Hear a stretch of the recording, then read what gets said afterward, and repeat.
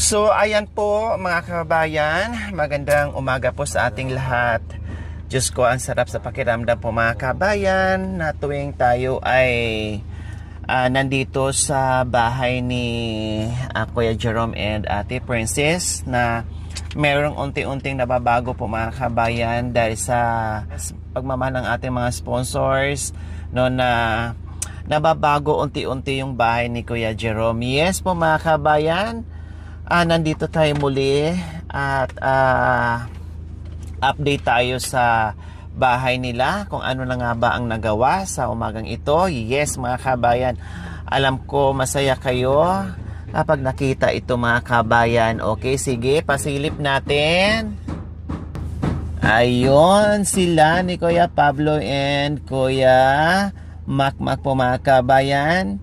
Nakasampa sila dyan sa bubong dahil so far so fast yung kanilang gawa mga kabayan na walang halong mikos-mikos yung paggawa mga kabayan na talagang trabaho, kaya mabilis pa sa kidlat mga kabayan. Gumanda na, tumibay at ang ganda-ganda na po mga kabayan. O di ba? At susunod yan mga kabayan, after nyan, ang gate na naman ang aming problemahin. Pero syempre, hindi pwedeng sabay-sabayin natin mga kabayan. Kailangan unti-unti lang at kailangan budgetin natin ng maayos yung pera para hindi tayo mabibitin po mga kabayan at magagawa natin yung ating lahat ng request.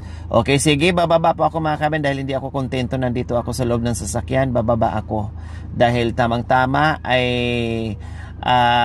naglalagay na sila ng bubong, yero, ayan. Kasi kaninang umaga, tinira nila yung mga kabayan. Hindi ako dito nakapunta dahil masakit ang lalamunan ko. Ayan, kita nyo naman yung, narinig nyo naman yung boses ko. Masakit lalamunan ko. Plus, napuyat kagabi. Gabi-gabi naman tayo napupuyat mga kabayan. Hindi na ako nakakatulog ng tamang oras. No, ang pinakamaaga kong tulog mga kabayan, 1:00 ng madaling araw. So, ayan po mga kabayan, baba po tayo para makita po natin kung gaano kaganda at kasulid yung kanilang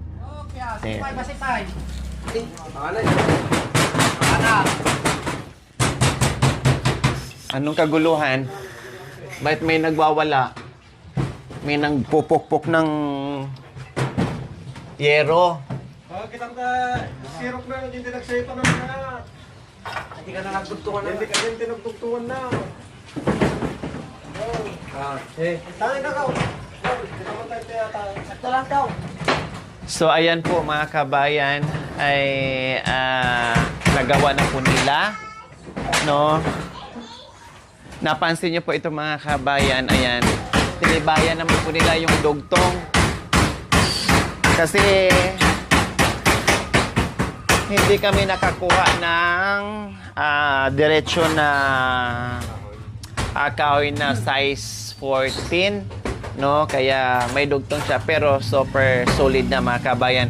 Plus ito nakita nyo po, makapal to na bakal. Ayan, di ba? Nilagay nila mga kabayan, so nice yung kanilang idea mga kabayan, napakaganda.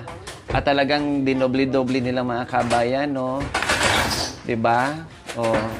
Gayan po katibay yung paggawa sa kanilang terrace mga kabayan.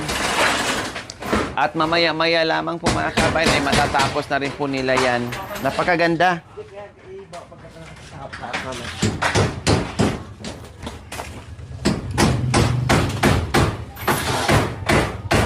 Sakto 6 to, no?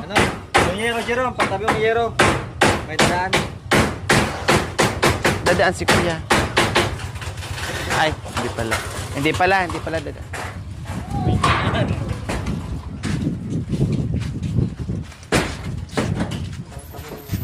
6 yan, no? Tama? 6 kay Jerome?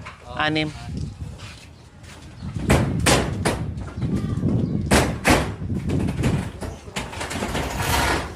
Akala ko nga nung una mga kabayan, nung binilang ko 8. No? 8 yero. Yun pala ay 6 lang.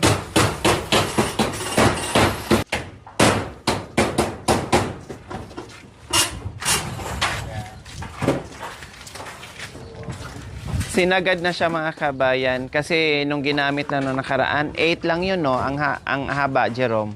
8 haba mga kabayan. So ngayon ay Diyos ko,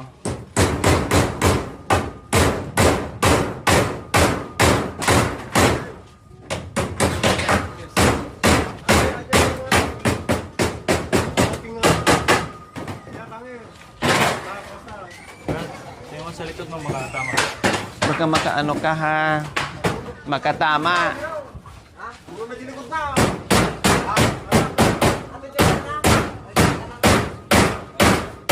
Yan.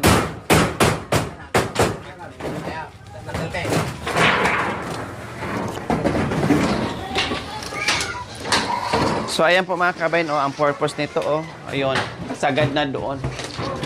'Di ba? Kahit anong lakas ng hangin o bagyo o ulan, hindi na aanggi dito, hindi na mabasa. Kaya Jess ang binili natin.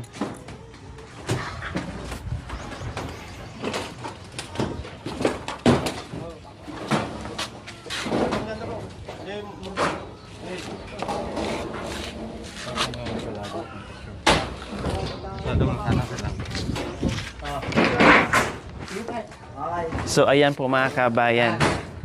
Saktong-sakto yung Jess na haba na pantay doon din sa ano, no, sa kabilang side po mga kabayan. Talagang sakto lang.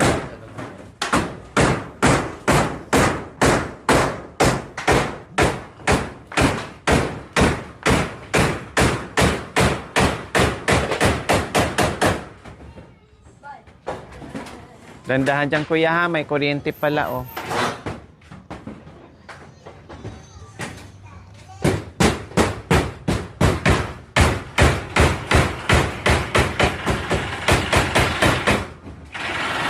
Lagyan na lang ng Volcasil yan, ano, Jerome? Para hindi masira yung kahoy. Volcasil mo na lang.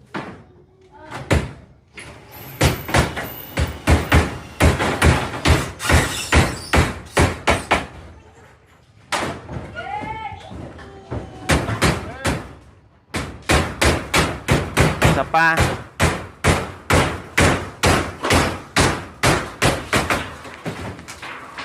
Hoy.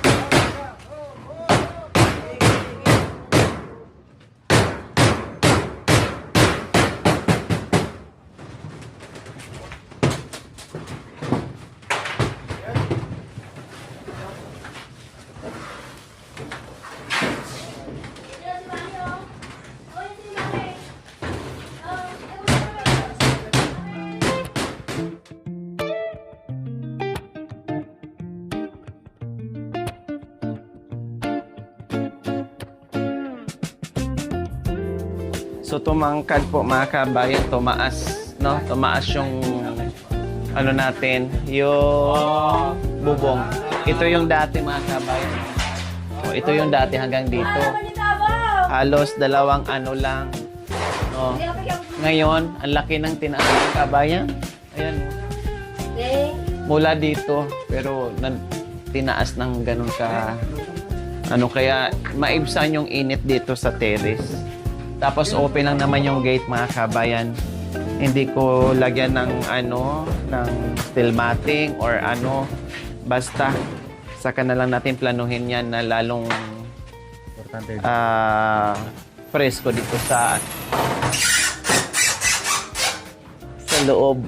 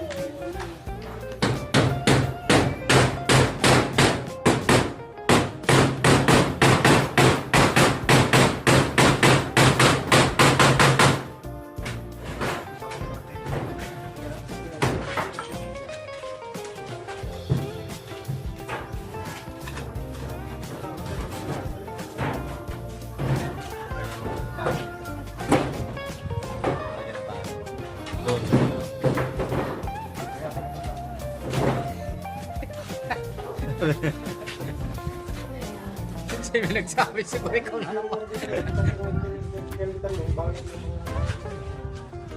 Nagsabi nga sa akin eh, kung bumili kami ng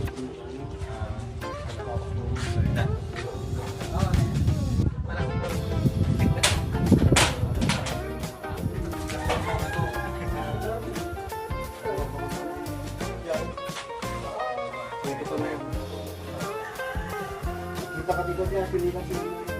Kita pa dito yung mga katikot.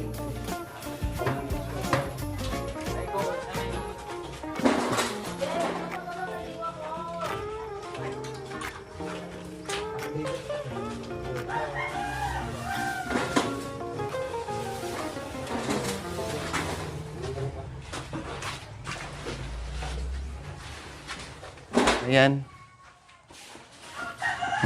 Magpalit ka ng mga basahan. Oh, pero ito, ang dumi na naman, kapapalit mo lang, oh.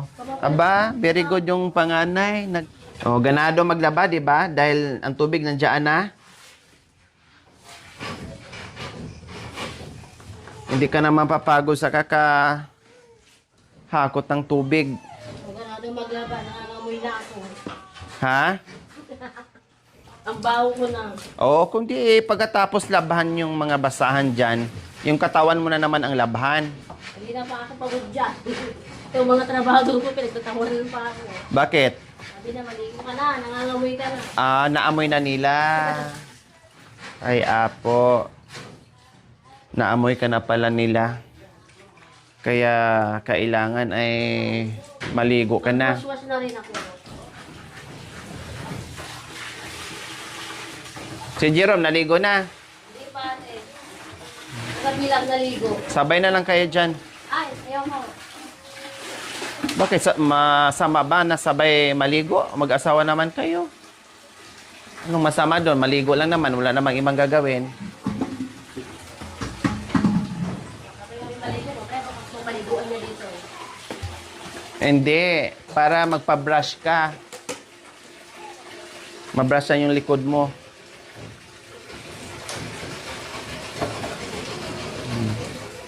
Yan, very good. Pag ganyan.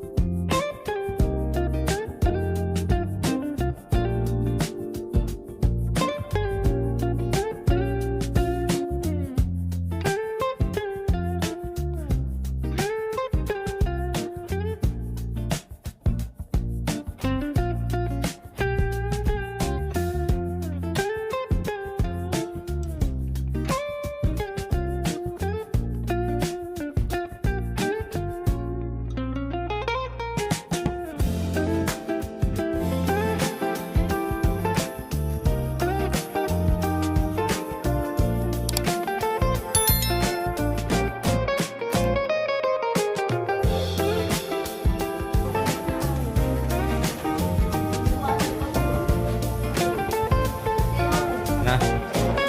Lalong lumiwanag ko. Lalong pumasok ko ang hangin ako. Tuloy yung mata ko. Maganda na? Oo. Lumapit na kasi ko. Tsaka yun lang po yung tuloy yung mata ko. Tumaas na, no? Oo.